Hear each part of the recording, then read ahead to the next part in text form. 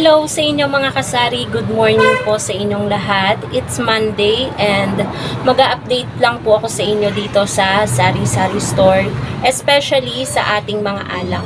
Dahil po meron po akong dumating na ahente ngayong Lunes, yung ahente ko po ng Red Horse. Gusto ko pong i-update sa inyo kung magkano po yung puhunan ngayon sa kanila ng Red Horse, kung tumaas ba or ganun pa rin yung puhunan sa kanila at kung magkano din po yung aking bentahan. And mag-update din po ako sa inyo. Pasensya na guys at nahihirapan akong magsalita hanggang ngayon, hindi magaling yung aking singaw sa dila. Medyo malaki siya kaya napakahirap magsalita na parang tumutulo pa yung laway natin. Ayun, merong nagpapatugtog lang guys.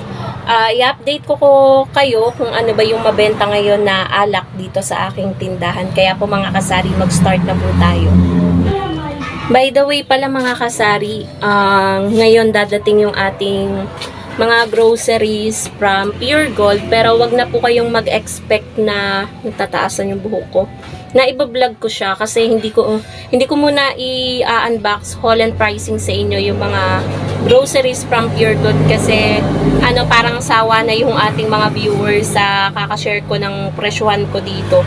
So hindi ko na muna i-vlog pagka-deliver ng mga order natin. Umabot din po siya ng 4,000 plus, medyo madami-dami. I-display ko na agad kasi wala na talaga halos naman yung aking paninda. And nadi-disappoint na rin ako dito sa harapan kasi nga wala pa yung ating delivery. So ngayon, ayan, pakita ko sa inyo itong alak section.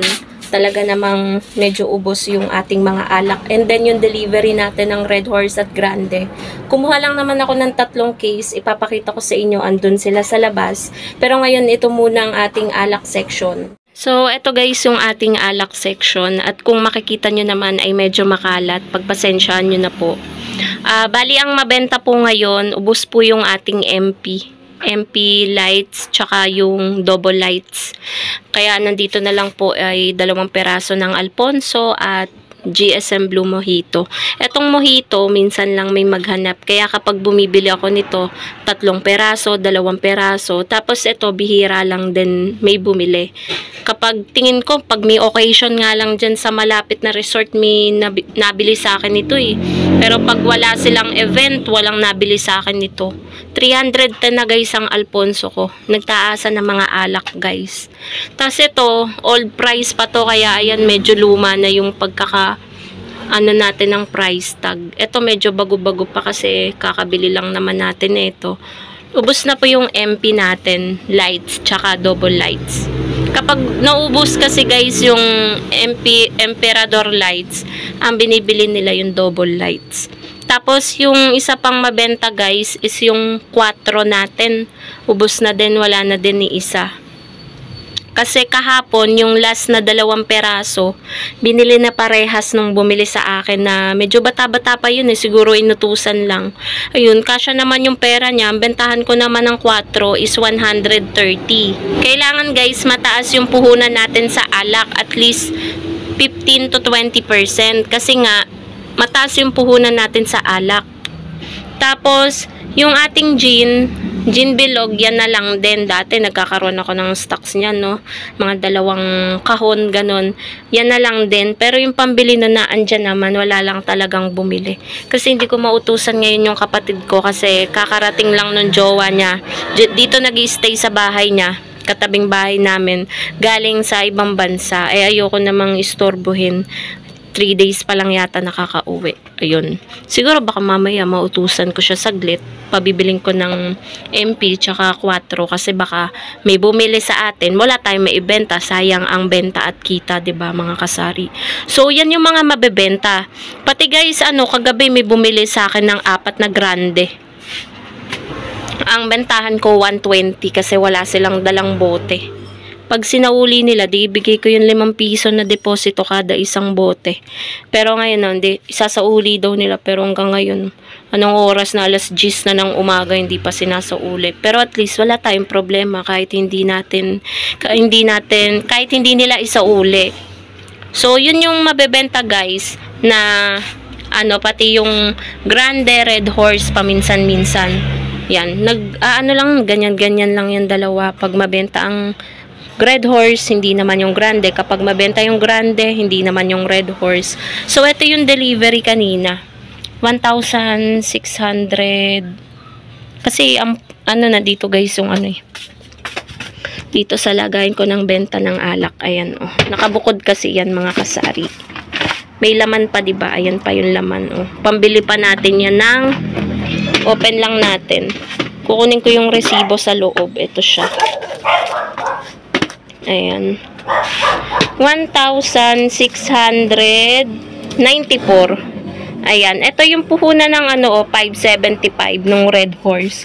544 naman yung Grande. Isang case, dalawang case naman yung Red Horse. Pero same ko sila na 115 binebenta. 115, 120 kapag walang bote si customer. So, ayan guys, yung alak natin na dineliver ngayong Monday. So, ayan. Mamaya, papabuhat ko din yan guys kay Jowa kasi hindi ko naman kayang buhatin yan. Papalagay natin dito. Diyan, papapatas natin. Syempre, dapat nasa ilalim yung bago. Nasa ibabaw yung ano para hindi tayo maabutan. Kasi may expiration din guys ang alak. Nakalagay yan dyan sa takip ng ano, ng Grande at Red Horse. So ito guys, ano, tapunan ko ng mga, alam niyo na yung mga ano-ano ng kaha, tissue, ganyan. Hindi ako nagtatapon dito ng basa. Ayan. Karton lang yan para hindi nagkalat sa sahig yung, alam niyo na yung mga pinag-anuhan ng yosi. Mahirap kasi walisin yun, nadikit yun sa ano. Pero ano, pangit din naman yung ating sahig. Oh, hindi pa tayo nakakabili ng ano, bagong linoleum or linoleum, ganun. So, ayan guys yung ating ano, biscuit section. 'Di ba? Kitang-kita na yung labas, yung mga dumadaan na sasakyan kasi nga walang-wala na tayo mga biscuit. Sana nga dumating na ang Pure Gold para magkalaman na yung ating biscuit section. Pati yan guys, oh. 'Di ba? Wala na nakasabit. Ayan, wala na nakasabit. Ubus na ang swak, birch tree, Energen, Milo, Kopiko Blanca, Kopiko Brown, Nescafe Original. Ayan o, paubos na nga rin yung mga ilang kape kasi yan yung mga nabibili habang wala pang Blanca at Brown. Blanca at Brown kasi guys yung mabenta. Ayan, Magic Sarap, 'di ba? Iilan na lang, 4 na sachet na lang, Betchin. Yan, kaya gusto ko sana at least hanggang Linggo kaso Monday na.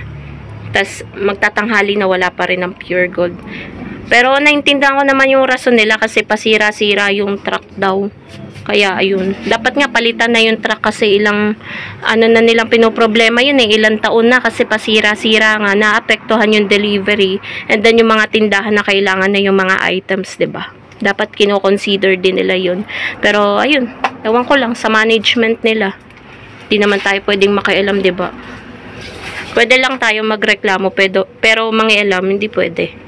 So, yan guys, yung update sa tindahan. Ayan yung status ng ating tindahan. And update sa ating alak. Kung ano-ano yung mga mabibentang alak. At na-share ko na din naman sa inyo guys kung magkano yung bentahan ko. Gin Bilog 70, diba? 70 naman talaga na yun yung bentahan ng mga tindahan. Nakita ko nga sa post sa ano, share ko lang sa inyo guys. Naka-relate lang ako dun sa mga customer ko. Kasi sa presyo daw ng Gin Bilog na 70, hindi sila nagre-reklamo. Pero sa presyo ng bigas na 50 per kilo, panay reklamo sila. 'Di ba? Asa ng hustisya doon. Sa Gin Bilog, hindi sila nagre-reklamo. Mas mahal ang Gin Bilog. So, ayun guys. Meron ding mga pailan nila na bumibili na maliit na ano, ayun, maliit na Red Horse. Kaya hindi rin ako nagpapawala niyan. And then San Mig Apple. San Mig Light, walang naghahanap kaya hindi muna ako nagtitinda.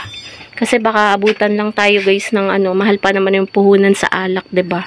So, yun lang guys ang update ko sa inyo ngayong Monday dito sa tindahan. Hindi ko na po iba-vlog yung dadating na delivery from Pure Gold. Ayan. Thank you so much for watching mga kasari. Happy selling po sa inyong lahat. Bye guys!